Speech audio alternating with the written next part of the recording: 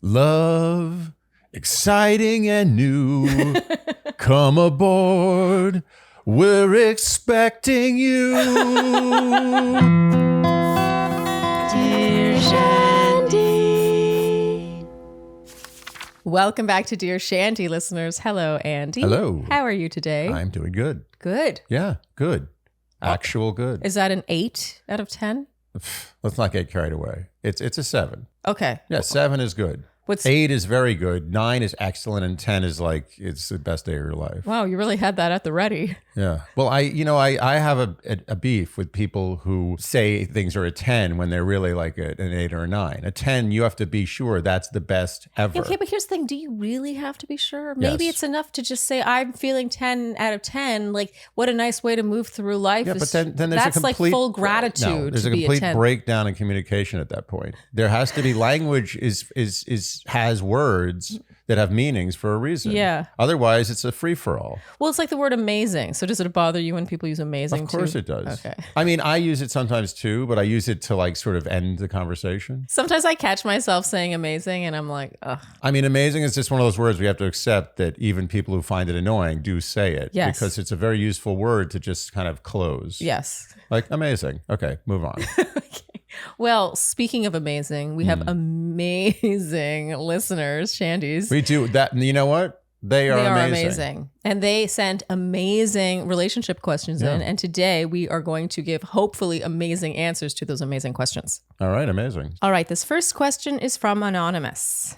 Dear Shandy, delighted to be writing in. I frequently turn to you two and your Q&As and Love is Blind recaps. Please keep this going to brighten up my days. And I guess writing in now is no different. Thank you so much, Anonymous. Thank you. The situation involves me, a 28-year-old female from the US and a male, 42 years old from Argentina. I recently went to Buenos Aires on a tango excursion and... A tango excursion? Yeah, it sounds very official. I feel like a tango and excursion are two words that I don't know if I agree with that. Frankly, I think they belong together, sing them Really? together. Interesting. I want to go on a tango excursion, except I don't dance. But I feel like tango is a more Tango. short-lived thing. Excursion to me is a long-term event. Or maybe tango can be more of a quest. So it's like a tango retreat. And met David, not his real name, at a tango class. We clicked immediately and couldn't stop laughing together. We both have a macabre sense of humor, and I felt we were in our own little world. We ended up spending the last 3 nights of my trip together, and my last night we were both feeling such a heavy loss in parting that it seemed clear things wouldn't end there. Fast forward 2 weeks, and I bought a return ticket to Argentina for later this summer. Wow, exciting. Wow. With his enthusiastic encouragement, I should add. I am in a more flexible and calm place with my work right now than David is, so it seemed like the right next step. However, I feel like one detail in particular is really nagging at me, and I can't quite get around it no matter how much I rationalize. He is very good looking, all caps. I know we all pretend this isn't a thing that matters. And to me, I've never really worried that much because I think I'm an average to good looking person. And I've always been with average to good looking people. But with him, I suddenly feel ultra insecure about my appearance to the point where I'm questioning my plan to go back and see him. It doesn't help that I'm also the person pushing this dynamic forward a little bit more than he is, although he is also planning to visit me later this year. He invited me to stay in his apartment, and I'm suddenly questioning everything that might lessen his attraction to me. What if I fart in my sleep? What if he goes into the bathroom right after I've done my business? You know what I mean. What if seeing me naked in the cold light of day isn't a vibe for him? I know this isn't the way he thinks, and this shouldn't be something I care about, but I can't get myself to stop worrying. So my question is twofold. Do my worries have any weight? Do you feel like one person being more attractive in a relationship can cause issues, or is it more a factor of confidence? And 2, should I avoid staying with him, both to moderate my insecurity and not rush this budding romance? It's also worth noting that I'm typically a more confident person, and I've never felt so weird about falling for someone so damn fine. Anyway, love the podcast. Hope to hear from you soon, Anonymous. I love this question. Yeah, this is a good one. This is very Sex in the City. I have to do that. Do you know the episode I'm talking about? I do not. It's the one where Miranda's dating this, like, he's I can do this. I can do this. People listening right now are like shouting it in their cars. He is a detective or an investigator of sorts. Okay. Oh, it's when Carrie's handbag or shoes are stolen or something, and then he comes to He's investigate. a private investigator. I don't know about private, but he comes to investigate the scene, and as Miranda's there with her, and then he and Miranda kind of hit it off. But the whole episode, she's so insecure about how hot he is, and she totally sabotages it. Yeah. Look, I mean, there are a lot of angles to this question. One is, and the one that I would like her to believe, is that she should just go in with confidence and not think about this stuff. I think there are two types of very beautiful people. There are very beautiful people who are, a little light in the head. And then there are very beautiful people who are great people, who have dynamic personalities and don't base their lives or don't rest their lives on their looks. If you are born into a world as a very beautiful person, you are going to be treated much better. This is just a cruel fact of life. Pretty privilege. You are going to be treated better. You're going to have more friends. Not necessarily more friends, but you're going to find it easier to make friends. You're going to be bullied less. Well, not necessarily true, but usually the case. On average, bullied less. Yeah, well, that's someone who never went through an ugly duckling phase. Okay, fine. Okay, let's start it let's start it like 18. Okay. If you are beautiful at 18 onwards, your life is going to be easier, unquestionably, unless you hurt yourself. You are the only person who can take yourself down by having insecurities. But maybe you will do that by having been bullied at a younger age. Because maybe you were not as conventionally attractive growing up, or maybe you were awkward, or maybe you were, I don't know. There's now a million we're getting reasons. into real psychological aspects I know, but of being pretty. It's more complicated than you're making it sound. I just think that depending on what circles you ran in, what the culture was. No, see, you're making exceptions to the rule. I'm not going to play this game. I'm not going to get down this rabbit hole. Okay. I'm talking about the bell of the parabola, the top. The main chunk of beautiful people have it easier unless they themselves have issues that cause themselves problems. They're their own enemy, right? Aside from their own personal issues, they have an easier time in life than non-beautiful people. Sure. I'm going to lay it down. I'm going to say it right now. Okay. People come at me for that. They're wrong. Period. Well, and so, but your point being that they might not have to develop as much correct character. So then there's a theory, and I'm not saying I'm a proponent of this. I'm just saying there is a very plausible theory that if you have it easier in life, then you will work less hard on developing yourself as a interesting and dynamic person. Curious person. Curious, adventurous, intellectual, whatever you want to call it. But again, generalizing big time here. Yes. But let's just say that is an understood and common bias. That people are like, that girl had it really easy and she's probably stupid. And it's often totally wrong. However. And we've all met people who fit that stereotype and who don't. Absolutely. Yes. Probably in equal amounts. Actually, I think in equal amounts. In equal amounts. Yeah. You're a perfect example. Yeah, I could have taken a look at you and been like, oh, that's a dumb club girl. But you are not. You are the opposite of a dumb club girl. You are neither a club girl nor are you dumb. Thanks, husband. You're just a girl. Now a woman. I'm not a girl, not yet a woman. Is it girl? Dun dun dun dun. You'll be a woman soon. Wait, what's that from? That's what's his name? A Jewish ballad singer. How can I not think of his name? Neil Diamond. I think it's Neil Diamond. Do you know who sang the one that I was singing? Oh, I have no idea. Anyway, we're getting off topic. Okay. The point is that on average, and by average, I mean very slightly average. I think just a little bit above 50-50. I think if you're a beautiful person, you've probably worked less hard or had to work less hard in developing yourself as a person. However, you can make a counter argument to that and say that because you had it so easy, you didn't have friction. You were able to relax. So that being said, I think that part of her feeling this lack of confidence is that she's stereotyping him as a beautiful person who knows he's beautiful and acts like a beautiful person who's going to be like, I can have everything. Everything comes to me easy. I am going to upgrade from this less than beautiful partner. Okay. Okay. Wow. I have a lot of thoughts about this. First of all, there's an age difference here. She's 28, he's 42.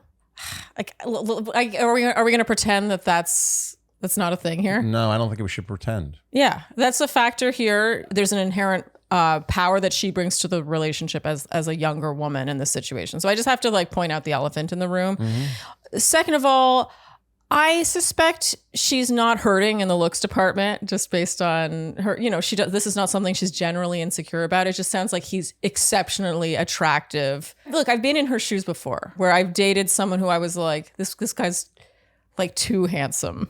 It's alarming. He's alarmingly handsome.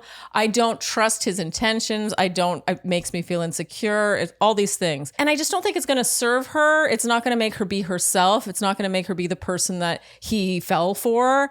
And aren't people in Argentina just generally better looking? Yeah, better looking. Yeah, I think they are. Yeah. So I don't know. There's so many factors in this. I just think that she's kind of putting the cart ahead of the horse here.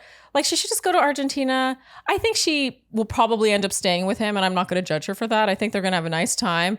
And I think she should just enjoy this for what it is. It doesn't need to be a forever thing. Maybe he's just that really hot Argentinian guy she dated for a while, or maybe he's her future husband, who knows. But enjoy it for what it is by going any deeper into spiraling like this than having sent this email to Dear Shandy. And maybe she was just looking for an excuse to write us, in which case, thank you, Anonymous. Great question.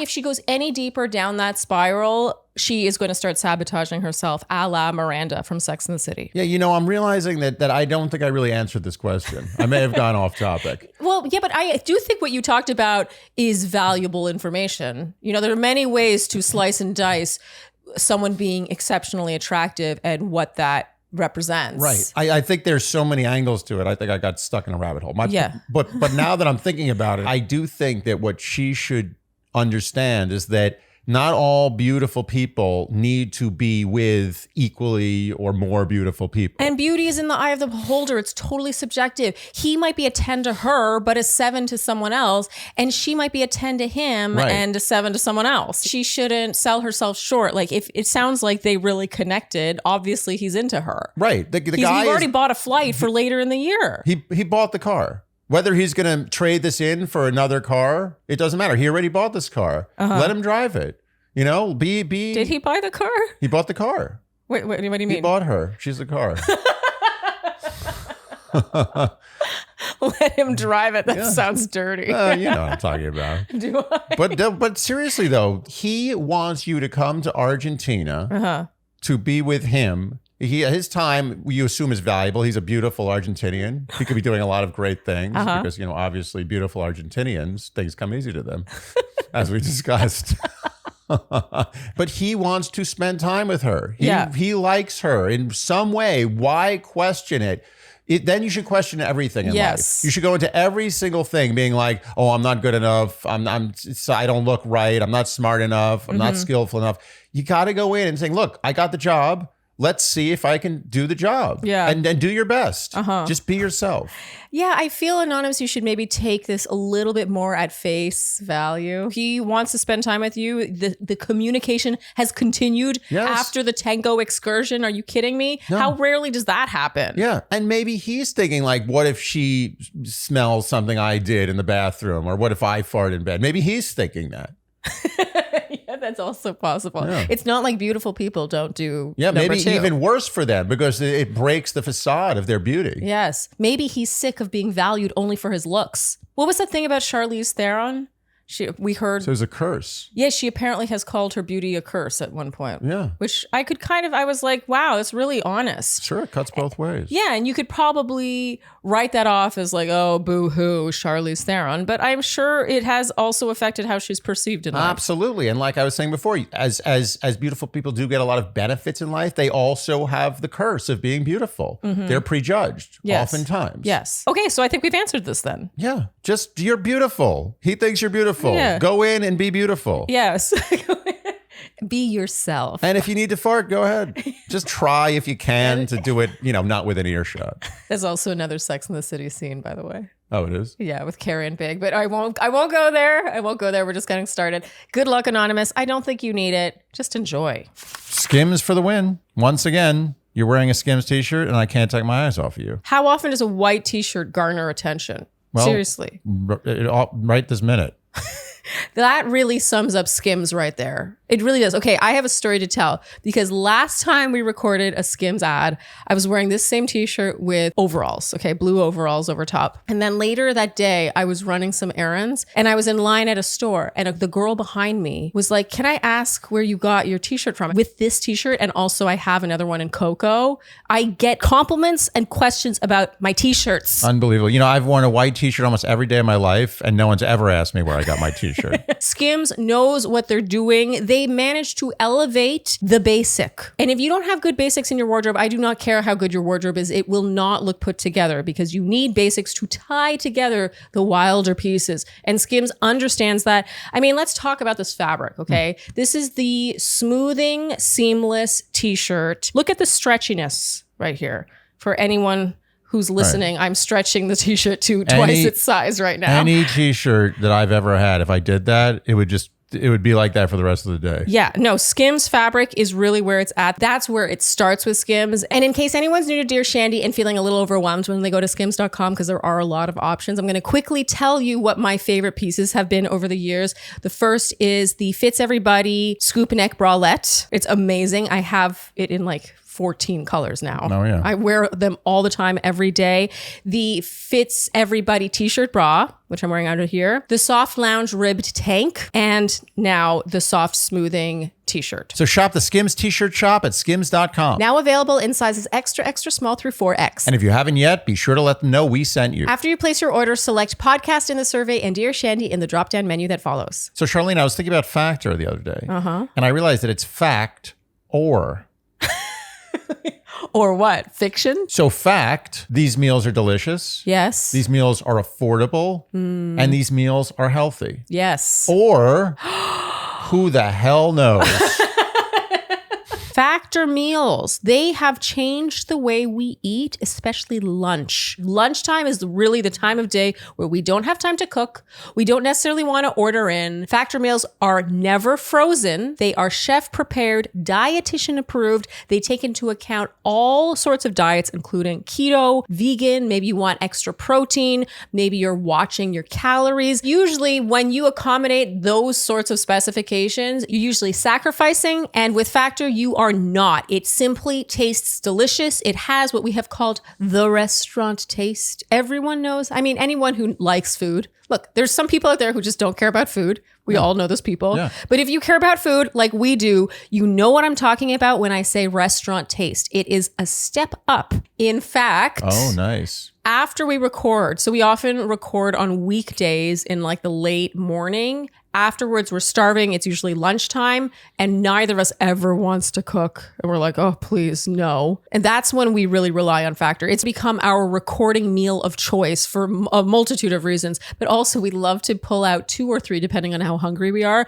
And we warm them all up. And then we put them out buffet style. So we get to taste all of the little, like there's all these little compartments in each one. And you get to taste a little bit of everything. I love it. I actually like making one an appetizer for the 2 of us and then one a main course. Plus, with 35 different options to choose from each week and over 60 different add-ons, you never get sick of it because there's always variety. So go to factormeals.com/shandy50 and use code shandy50 to get 50% off your first box and 20% off your next month. Again, that's factormeals.com/shandy50. That's shandy50 and use code shandy50 to get 50% off your first box plus 20% off your next month while subscription is active. All right, this next question is from M. Dear Shandy, longtime listener and OG All the Pretty Pandas fan right here. Oh, thank you, Em. That's really OG. I am writing with a question about birthdays. My roommate, 26 female, and I, 25 female, have lived together for 3 years in the Midwest. We also met each other 3 years ago. She got engaged last summer, and I've been wrapped up in planning a lot of events for her this spring. A bridal shower and a bachelorette party within a few months of each other. Ooh. I am not a natural planner, so this was a big, stressful, not to mention expensive undertaking.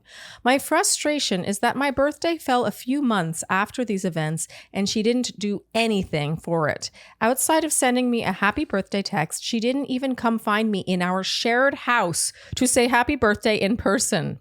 No sign, no card, no cake, nothing. I try not to have large expectations around birthdays, but after the several months I've spent planning for her, this really ticked me off. The caveat is my birthday fell just days before her wedding, so I felt bad saying anything to her about it on the day of my birthday or in the following days because it was her literal wedding day.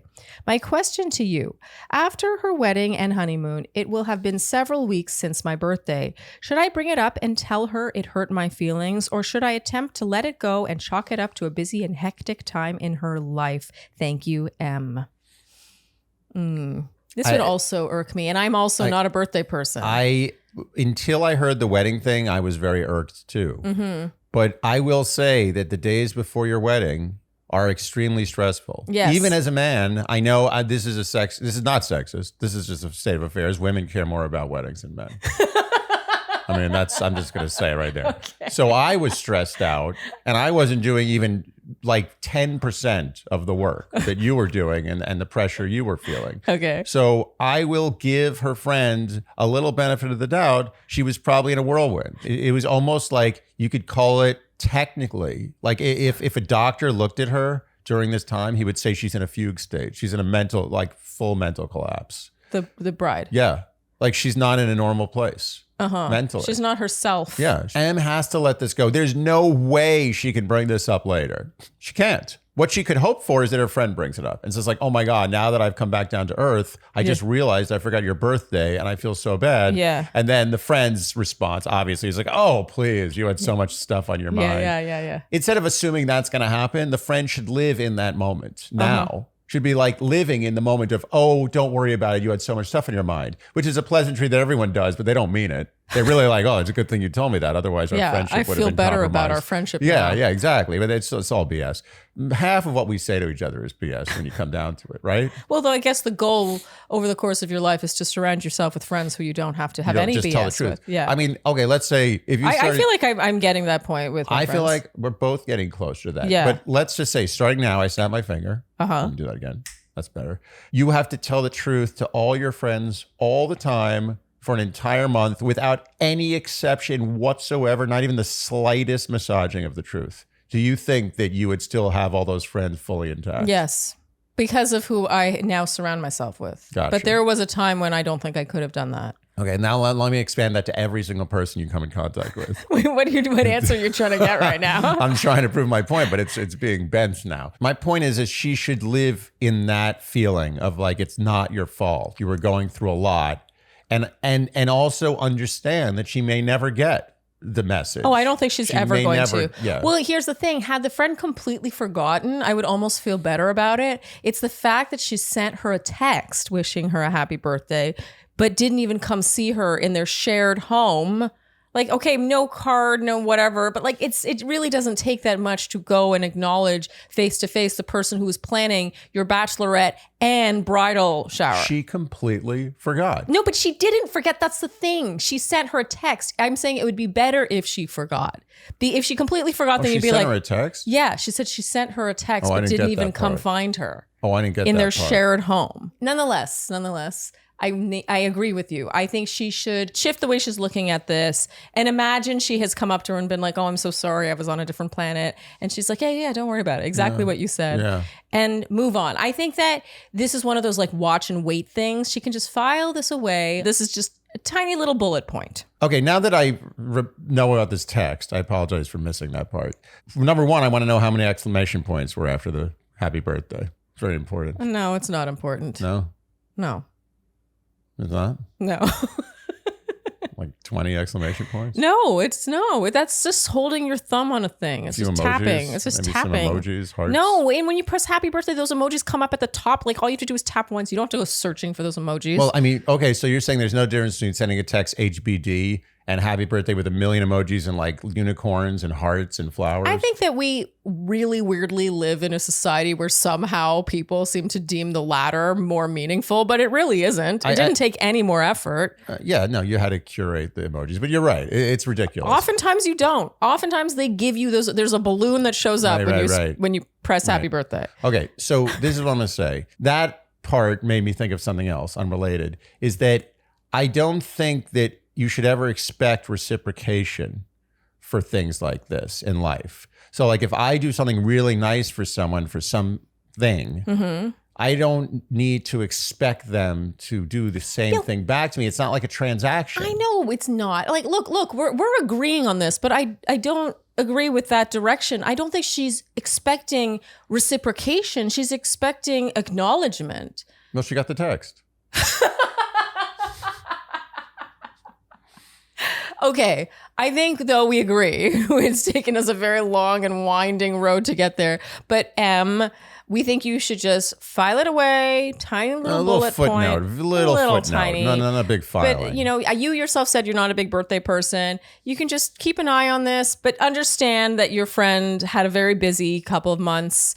And she was just, she was somewhere else for a while. This is what I'm going to say. Next year, I don't even think she should file anything away except a reminder, see what my friend does for my next birthday. Let's just have in her calendar. Yeah. Like a few days before her next birthday, she should have a reminder like, oh, now I remember.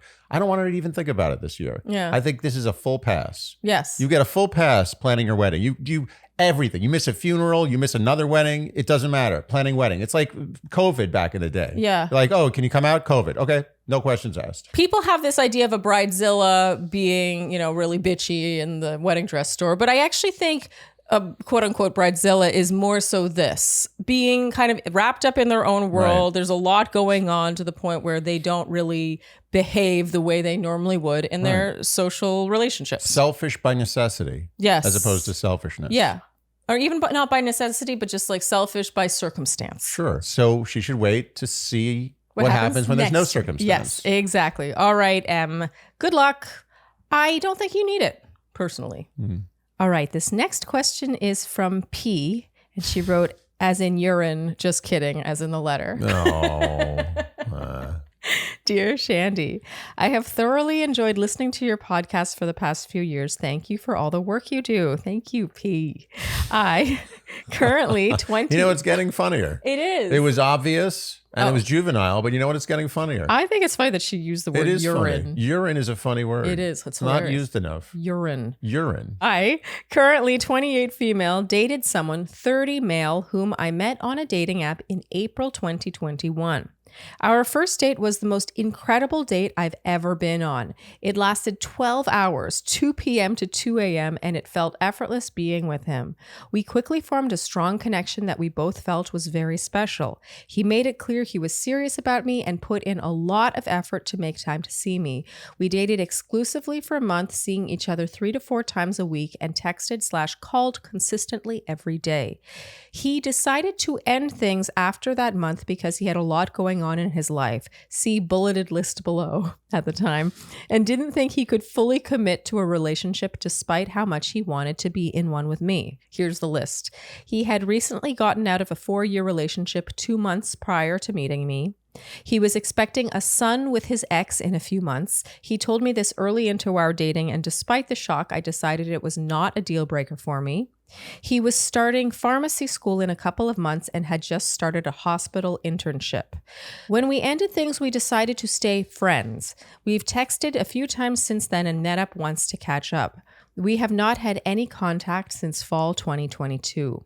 He has been on my mind a lot, and a question I keep wrestling with is whether this was a situation of right person, wrong timing. Is it foolish to think that perhaps we could give it a shot now that things may be more settled with him? Any thoughts or insights you could offer would be greatly appreciated. Thank you, P. This is one of those not enough information, but you could never give us enough information because it would involve a novella. I think there's enough information. But there's enough information for what I think the most likely answer is. I know my answer. And he's not It was neither good timing nor good match. Yeah. Like he was just not interested. Well, I think it might have been a good match, especially, comparatively with whatever else that each of them had going on. But, this is one of those show don't tell situations. He told her he wanted to be in a relationship with her. And I guess he showed her for 1 month. One month is not enough. It's so interesting how she's still thinking about it through this lens of how much he wanted to be with her. All these things were just happening in his life. I'm sorry. If he really, really needed her, needed to be with her, all the busyness in the world would not keep him from her. He would not let her go. That's just just truth. I'm sorry. And let's be honest, the having a child with his ex is a big deal. Yeah, huge deal. And maybe he went back with his ex to raise this kid. Who knows what happened? But the point is that if he was interested, he would have reached out. And if he was really interested, it would have lasted more than a month. And if he was really interested, nothing in the world, including having a child or, a mountain falling on his head, was going to stop him from making this happen. Exactly. So the answer to this question, P, it's still funny. Yeah. Is don't think about this. Forget about this. This is an absolute no, forget about it. Put it out of your mind. But this is, I'd like to call this guy a teacher. And what this guy needs to teach you is that you should not repeat this mindset in the future. If someone shows you and tells you in so many ways that they're not interested, believe them and move on. If by some miracle, and if you want to take them back, I don't know, usually you shouldn't, they decide, I was wrong, I want to be with you for the rest of my life, that's fine. That's 1 in 1,000. But generally speaking, listen to what people do and say and stop thinking about the fantasy. Move on with your life. Yeah, and I'm just going to be very careful with semantics here because, listen, he told her he wanted to be with her. But he also told her he didn't want to be with her. Well, he showed her he didn't want to be with her. But he also told her he didn't want to be with her. How? He said he has other things going on in his life. Okay. How is that not telling her? Yeah, all I'm just saying is that he showed her, ultimately, he told her in all the ways that he really wanted to make it work with her. But at the end of the day, 1 month in, he ends it for a whole list of reasons. There was a lot of telling going on, telling her how much he's into her, telling her how much he has going on in his life. I'm sorry, at the end of the day, they dated 1 month, 3 years ago. Are we talking 3 years ago? They met April 2021. And I think it's extremely powerful that they texted a few times since then and met up once to catch up. If that meetup doesn't rekindle things, I agree. I'm shaking my head for our listeners. We have not had any contact since fall 2022. I mean, this is not a thing. This is not a thing. I'll put it this way. You said 1 in a million. Let's think of the actual odds. Like, how often does this actually turn into something? Yeah, 1 in 1,000. 1 in 1,000. Yeah, 1 in a million is pushing it. You are a massive exception to the rule if this ends up becoming anything. If you want, P, you can do, what many people have done before you, which is send the reach out text, put out an antenna and just see what's going on, remind him you exist. But I really just don't think that you should have to do that. But that also costs. There's a cost to that. No, That's I'm not free. suggesting it. I'm not because you're suggesting asking for rejection. The only reason I even brought it up is because of the 1 in 1,000. But you know what? The 1 in 1,000 comes to you. You don't have to go to it. I also agree with that. So she should go. What you were saying is very true. I was saying that he showed her and told her, but the showing is so much more important than the words. Way more. It's like in boxing. You aim for the body. The body doesn't move. Don't look at the hands or the chin or anything. Everything is moving. The body, go for the body. Yeah. That's what's there. It's right there for the taking. Watch what guys do. Watch what women do. Don't listen to the words all the time. I agree with that. Well, I agree with you too right. about the. You agree with me agreeing with you? No, I'm saying I agree with her not reaching out. I think this is over, and I agree this was a lesson for her, and I think she should observe that it's been 3 years since this was a thing, and she's still thinking about it. This is taking up real estate in her mind.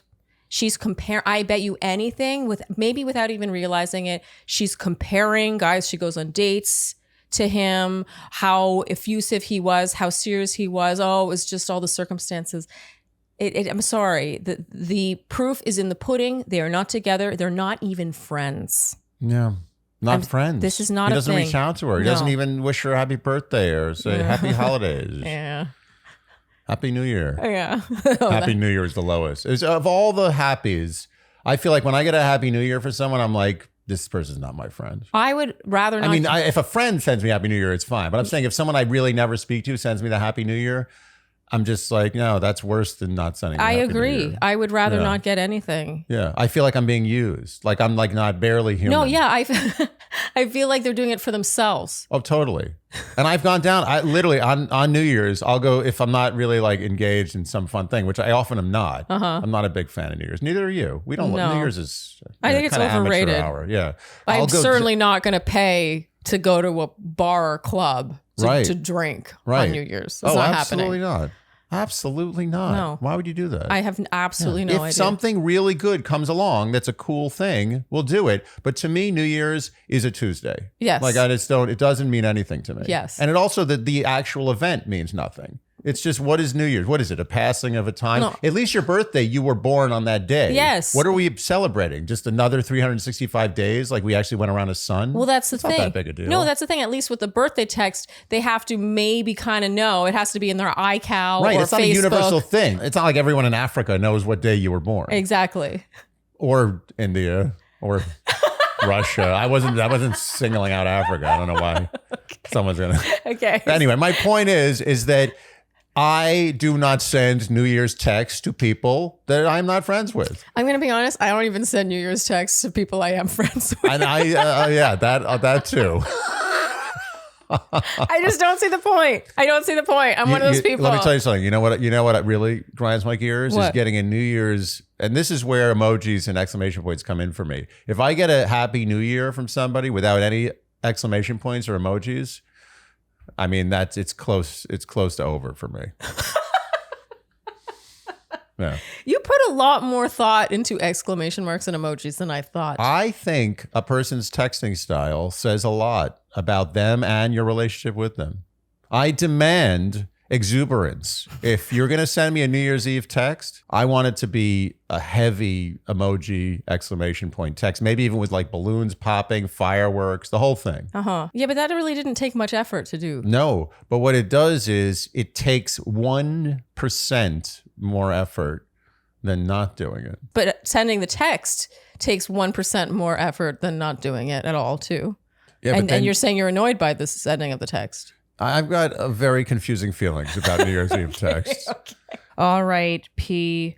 Sorry that this isn't what you wanted to hear. Good luck. I do think you need it just because, getting over that hump of letting really something go, letting it die. Yeah. is actually really challenging, especially when it seems sort of ambiguous. It sounds like this ended with, to us as outsiders, we don't know either party. It's very clear. But if you're in it, it can feel very ambiguous when it feels circumstantial. There's a time to fight for a relationship, and there was a time to lay down your arms. And this is definitely the latter. Well, she's fighting alone.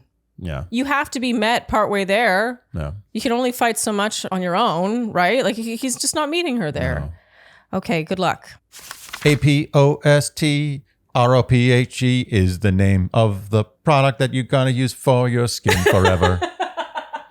And that's a #1 hit. Apostrophe. Very good, Andy. Apostrophe. What a great name. It's a great name because when I use it, I truly feel like it belongs to me. Yes. It feels like it's bespoke to you, and that's because it is. But maybe going to the dermatologist seems extreme or expensive, which it often is. But let me tell you, going prescription strength with skincare can make a huge difference. That's where Apostrophe comes in. You fill out their online skin consultation where you take selfies of your skin and you fill out what your skincare concerns are. And a board-certified dermatologist reviews your information and then will prescribe you prescription skincare. We're talking topical or oral. And this isn't just for the face. It can also be other body parts, the skin elsewhere on your body. So if you have chest knee, back knee, or butt knee, a prescription can really help with that. For me, this has just been a game changer for my skin in general. I used to have acne on my jawline in my 20s, and I switched to prescription tretinoin in my mid to late 20s, and I never looked back. The big difference today now is that I don't have to go get a prescription from the dermatologist. I just use Apostrophe, and then it's shipped directly to our door. I never have to leave the house. Wow, I didn't know you had jockney. I mean, look at your skin right now, Andy. Andy's glowing. skin is glowing. Yeah. Can you do some effect on this? Just make it just accentuate it? You don't need it I don't now. need the effect. No filter This necessary. is a filter. My face is now a filter. So we have a special deal for our listeners, the Shandys, right now. You can get your first visit with an apostrophe provider for only $5 when you go to apostrophe.com/Shandy and enter promo code Shandy. That is a savings of $15, and this offer is only available to our listeners. To get started, just go to apostrophe.com/Shandy and click Get Started. Then use our code Shandy at sign up and you'll get your first visit for only $5. And we thank Apostrophe for sponsoring this episode. So, Charlene, we were talking today about routines. Yes, and we how were. hard it is to maintain routines. Yes, and how a routine has to make a difference for you to actually stick with it, because routines, they take effort. Yeah, effort. And without reward, effort eventually fades. 100%. And I'll tell you something that does not fade. The daily routine of taking our AG1. We take it every single morning.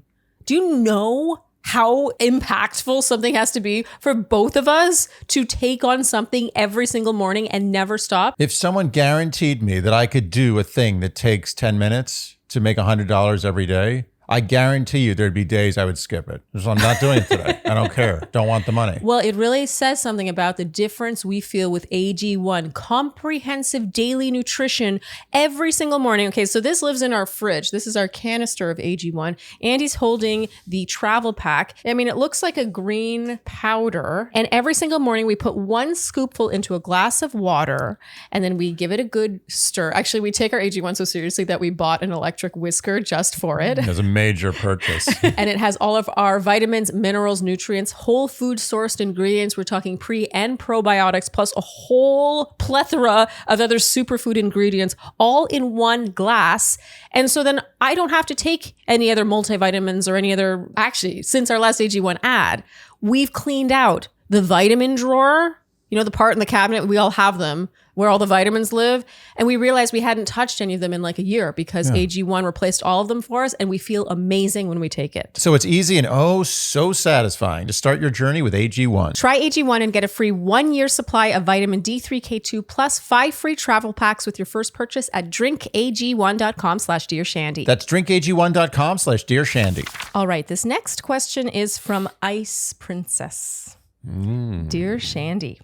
2 years ago, my husband, 28 male, and I, 27 female, joined an adult soccer league and met a woman about our age that we immediately thought would hit it off with his younger brother, Sam, 25 male. We were right. They got engaged within the year and will be married in a few months. Wow. Damn. That's some good matchmaking. Wow. I have never seen my brother-in-law this happy, so me and my husband were pretty pleased with ourselves. His fiance, Rose, 25 female, is really fun and quirky and the type of woman to bring his brother out of his shell. While I have enjoyed my time getting to know her, a couple of things make me think she may not like me very much. During a family vacation last summer, we all played pool together and lightly, she wrote lightly, italicized and bold, teased each other when people would miss shots. I come from a family of 4 siblings, so I'm used to roughhousing, competition, and teasing. While Rose, an only child, seemed to laugh it off and have fun, she later told the youngest brother, 17 male, that I was, quote, raised by wolves. And that she sees the 3 brothers' relationship as overly competitive. This hurt me and my husband and made me reflect on whether my actions could be construed that way. My husband teasingly calls me Ice Princess sometimes because I can be blunt and not the type of girl to scream and jump when I see my girlfriends, if you get what I mean. We talked about it and he assured me that I've been pretty friendly and welcoming to Rose. I can totally understand her not feeling as comfortable in that sibling dynamic, being an only child and a newish partner in this family. I've been with my husband for 7 years and married for 2. Given all that, I still feel like what she said about me was rude, though I never said anything to her because I didn't want to start any unnecessary drama. With her wedding approaching, my mother-in-law asked me if I would be a bridesmaid. Even though my husband will be the best man, I don't believe I'm entitled to be in the wedding party, considering I don't know her that well. However, my mother-in-law and some of the aunts found it odd, given that I played a role in bringing them together in the first place. I didn't think about it much until she had some girls drop out of being bridesmaids, and then she asked a coworker she had only known for 2 months to fill in. Trust me, I am not dying to be a bridesmaid, but I couldn't help but feel slighted. I'm totally fine if we're not besties, but these few things, among others, make me think she just doesn't like me flat out. Am I overanalyzing? Should I alter my behavior or let the relationship unfold naturally? I can admit that given the closeness I feel with my in-laws, any tension with Rose might feel amplified. Sincerely, Ice Princess. I mean, clearly she's right. I mean, she just doesn't like her. I don't know about not like. That's too strong. I think that she probably thinks Ice Princess is a little abrasive. I just don't think that Ice Princess is liked by this woman. Oh, you think she actively dislikes her? Yeah. Really? At that level? Yeah. She said she was raised by wolves. Yeah, that sounds like a heat of the moment comment right afterwards. I don't know if that's something I say about someone if I don't feel it. I'm trying to not make it worse. No, I don't want to make it worse. I'm just saying, first of all, she titled her email Ice Princess. She's Ice Princess. So she's basically admitting that, she's a little icy. Okay, so that's, that might not fly work with Rose for some people. Yeah. Rose may not like icy people. But I will say also, of all the games to mock people during, I think pool is not one of them. I don't think it's a good game to mock. It's like mocking in bowling. Bowling is even better because bowling is sort of more silly. But in pool, I think I would get a little annoyed if I got even light ribbing on every shot I miss. It's kind of not really funny either. Yeah, but it sounds like that's sort of the culture of the family. It's not just Ice Princess. Rose also had beef with the level of competition between the three brothers, one of whom she's marrying. Right. This is the dynamic of the whole family. Sure, it's true. I'm just trying to nitpick here. Yeah, so she mentioned more than once that Rose is an only child, and I'm getting that a bit from this. You cannot disregard growing up with siblings, the level of adapting and surviving that goes on. True. Yeah. When you're competing for your parents' attention and affection and depending on the dynamics in the house. I was not competitive with my sisters growing up, but there certainly is a degree of adaptability that we've had because we're all so different and we're all living in the same house, competing for the same resources, I've often thought, I've watched, there was a very cute set of doves that made a nest right on our little terrace here. Okay. And had babies. And it's interesting to think about, in these nests, there's often one of the birds gets out competed and the mother isn't trying to help that one. If anything, she's trying to figure out which one needs to be weeded out. Nature is brutal. So I often wonder, do the siblings in the nest, when one dies because it can't reach, it's not good enough at grabbing the worms from the mother, it's not aggressive enough. Yeah. Do they celebrate, or are they like, oh, that's sad, look what happened to our sister. Oh yeah, what's the emotion behind that? Rest in peace. Is very and sad. we're sharing the nest with her. Yeah, there's a dead body now in our nest of our sibling. Okay, so your point. My point is, birds are dicks. Okay, and then your point from there, the reason you brought it up. My point is that it is a blood sport. Yes. Being raised in a family. Oftentimes, even if you don't really, it doesn't seem apparent. Yes. It's happening on a certain level. Yes. So Rose did not have to compete for the worms. All the worms were going straight into her mouth. Yes. You can want a certain level of kindness with each other, but I think that you also have to read the room. And it sounds like she was laughing along, but then afterwards being quite wounded by it. I find that a little immature. Well, it's hard to say. We weren't in the room. No, and maybe the ribbing was really next level. I do think, Ice Princess, you should probably handle Rose with, I think, as you seem to know, based on having written this email, maybe with slightly more of a kid glove, just because, if you just want to get along really well. But I also think she doesn't need to change her behavior too much. This whole thing feels like with time, with Rose being in the family, they're all just going to learn each other and kind of start to fit to each other, like Tempur-Pedic. Yeah. And is it that important that she has an amazing relationship with Rose? Maybe it's just not meant to be. I think it's sort of a fantasy to think that all the sisters-in-law and brothers-in-law and everyone is just going to be so perfectly matched in all the ways. Let's be honest. Ice Princess has seniority. She's been around a very long time. And she set them up. And she set them up. She should get some props Rose can learn to adapt. And at 25, she's probably learning to adapt to a lot. I think that she's got some growing up to do. I think it's a little sloppy to say to the youngest brother that Ice Princess was raised by wolves. I think that's really sloppy. Oh, sloppy indeed. I'm trying to picture like how I would say that in a not serious way. Like I could make that a joke. And I don't think it comes off as funny. I don't think it's like, I was like, oh, she was raised by wolves. Like it's just not, you can't say it funny. It's mean. It's not a nice thing to say. And it's also, if you have to say it, it's the thing you say to your girlfriends, someone who's not in the family, and it's not going to get reported back to Ice Princess, who knows everyone way better than you do. Right. I think this is a simmering pot. I think the heat's got to be taken off. And by the heat being taken off, I mean, I think Ice Princess has to like sort of disengage a little bit or try to be nicer. It depends what she wants. Yeah. If she wants to have a rivalry with her sister-in-law, then go for it. I don't care. But I think she doesn't want that. I think she wants peace and harmony. Yes. And I think to get that, she may have to do a little uphill work here. Yeah. I think Ice Princess is a little sore because she feels like she should get some credit for getting them together. And she's not only not getting any credit for that, she's being almost punished for it. So I get it.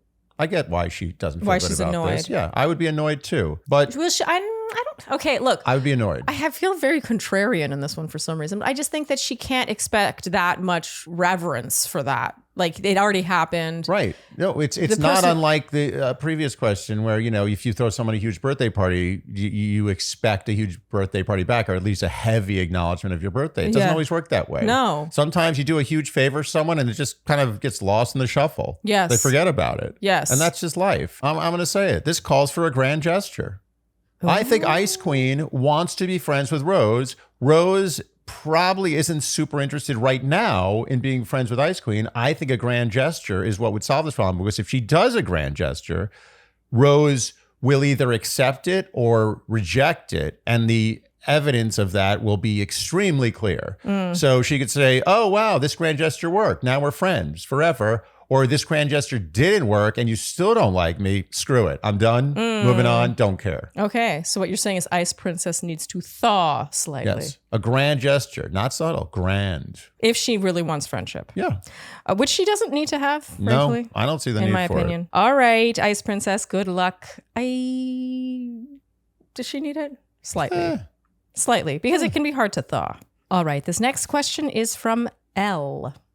As in the letter. As in the letter. Nice. Dear Shandy, I have just recently started listening to your podcast and find you both delightful. Thank you, Elle. Thanks. You give honest, compassionate advice, and I love to see the kind way you treat each other, yourselves, and your listeners. Oh, how nice. Delightful. Delightful. I think delightful is the highest praise you can give to a human that you don't know, like, personally. Delightful is when I hear that someone thinks I'm delightful, I mean, that's as good as it gets. You're making a good point. We should give that word more airtime. Because actually, when I say something or someone is delightful, I really do mean it. And I do use that word. Yeah, delightful is right above lovely. Yes. And then lovely is above very nice. And then very nice is above nice. And then nice is above fine. And then fine is above ugh. And then another is terrible. Yeah. And another terrible is atrocious. And another atrocious is revolting. And then is there anything under revolting? Abominable. Okay. Hideous. Okay, so I mean, if this were a scene in Mean Girls, the person would say, so you agree, Andy? You think you're delightful? I do. Actually, I think I'm very nice. You are very nice. Wait, what are you saying? I'm not lovely or delightful? Oh, so you downgraded me 2 notches from delightful. Oh, I think I wasn't applying your legend to this exchange as much as I should have been. So in that case, I think you're amazing. Dun, dun, dun. That doesn't fall anywhere. That could be abominable. I am unique from most of the people who write you, as I am 59 years old and seeking advice more about how to forgive myself than what to do in a relationship. A few months ago, a long-term relationship ended not exactly by my choice.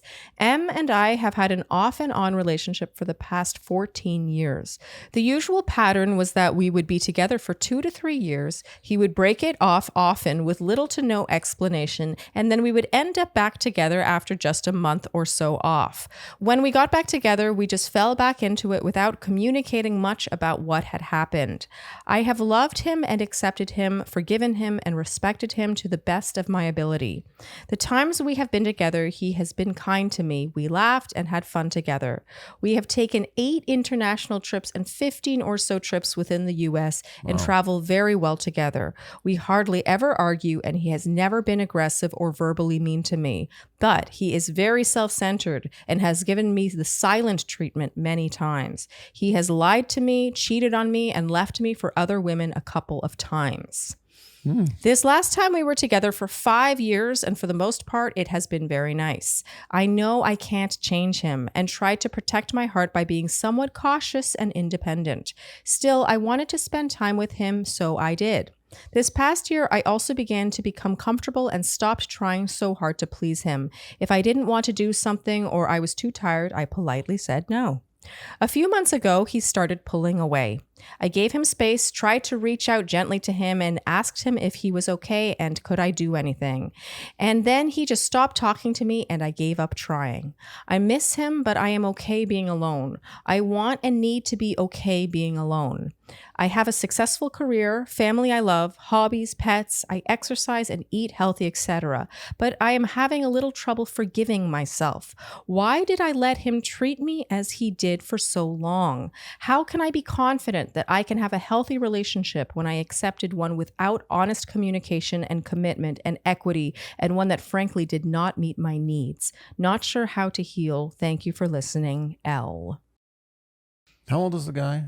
She didn't say how old he is. Okay. But off and on for 14 years. Wow. Let that sink in for a minute. Wow. 14 years. Wow. The usual pattern was that we would be together 2 to 3 years and he would break it off with little to no explanation. That's bizarre. The most alarming part to me is her saying, when we got back together, we just fell back into it without communicating much about what had happened.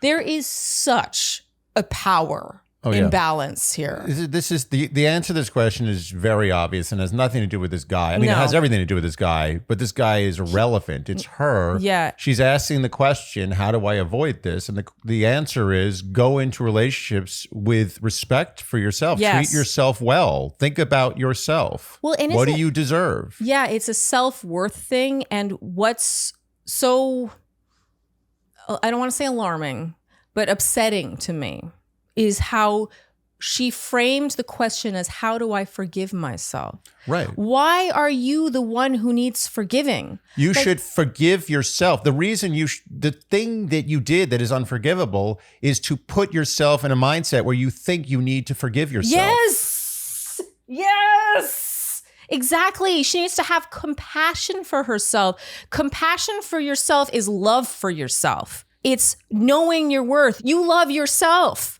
more than you love him, more than you love anyone. And that's why you forgive yourself.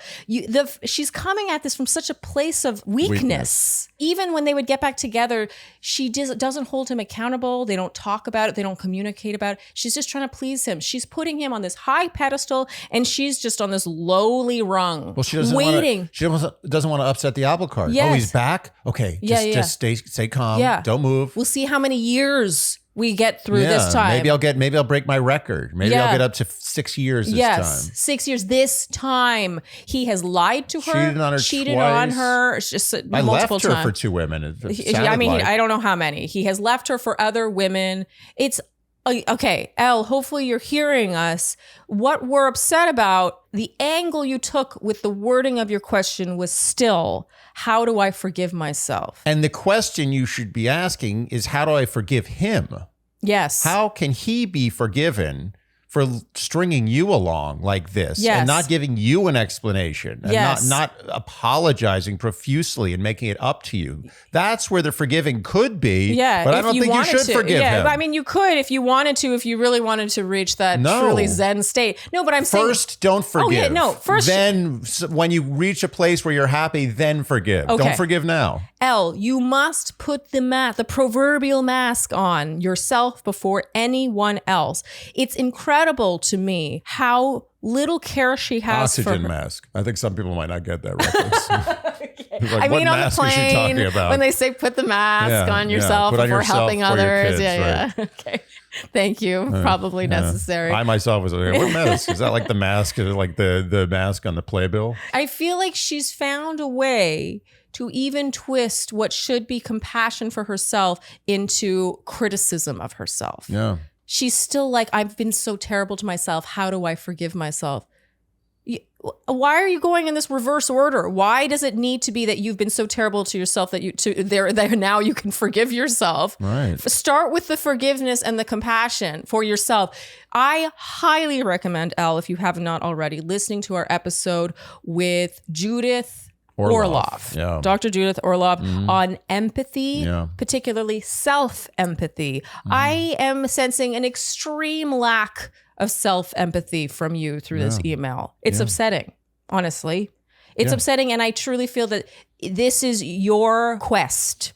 She's 59 years old. She spent 14 years in this relationship. And I've got to say, based on the wording of how do I forgive myself, that place of weakness, as though what she did was so terrible. What did she do? No. Yes, what she did was terrible to herself, but that's the whole point, is that she should not be terrible to herself any longer by withholding forgiveness. The question should not be, how do I forgive myself? The question is, how do I learn from this and find happiness? First, I agree with her. She needs to be okay being alone. Sure. And the reason why you haven't been okay being alone is because you don't love yourself.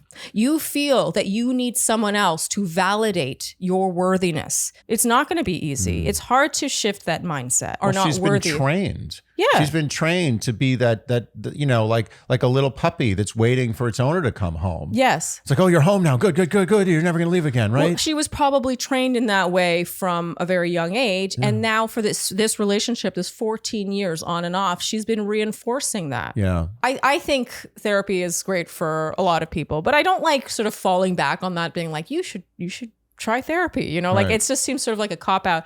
Very rarely do we do that, but I strongly think that it would behoove you to find a therapist or some sort of coach or the guidance of someone who you trust and who really leads with this, the compassion for yourself. It always strikes me in my own therapy sessions when my therapist points out how hard on myself I am, how critical of myself I am, how unforgiving of myself I am. I don't realize that I'm doing it.